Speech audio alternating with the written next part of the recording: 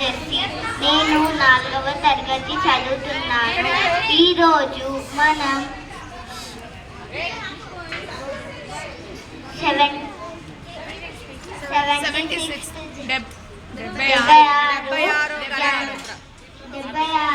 గణతంత్ర దినోత్సవాన్ని జరుపుకుంటున్నాము. ఈరోజు మన భారత రాజ్యాంగం అమలులోకి వచ్చిన రోజు. ఈరోజు ప్రతి సంవత్సరం 26 జనవరిన గణతంత్ర దినోత్సవాన్ని జరుపుకుంటున్నారు. భారత రాజ్యాంగం రచించడానికి 2 సంవత్సరాల 11 నెలల 18 రోజులు పట్టింది.